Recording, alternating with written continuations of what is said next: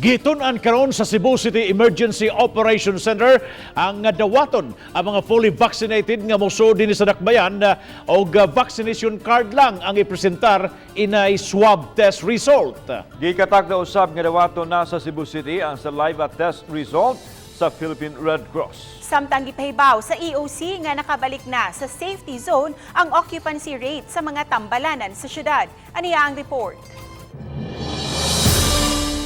Giklaro ni Konsel Joel Gaganera nga ikonsulta pa nila sa mga health experts ang giplano nga pagtugot sa mga fully vaccinated nga gikan sa daing lugar nga mosulod sa Cebu City. Inay RT-PCR test result, vaccination card na lang ang ipakita. Pamaagi kini isip pag-incentivize sa mga magpabakuna. Gihulagway sa opisyal nga mubo pa ang natala nga nabakunahan sa dakbayan base sa nakuhang data sa Department of Health. We have to hear, of course, our medical professionals, experts nato niya na nga field sad nga pwede ba. Gikatak na usab nga dawaton na sa Cebu City ang saliva test result sa Red Cross. Mas makaminos ang mga tao sanglit gamay raman ang bayranan itandi sa RT-PCR test. Basig uwahi na kung mga pangita pumugban nga klase nga vaccine dili na makaproteher nimo. Gahapon lang tulo ka buok namatay nga unvaccinated.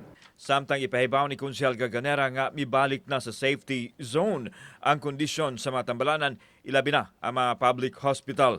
Nagpasabot kini nga miubos ang kaso sa COVID-19 sa dakbayan. Sugad pagsugod, no? Karon pa nahitabo nga ang upat ka hospitals nato nga public na safe gid sila, no?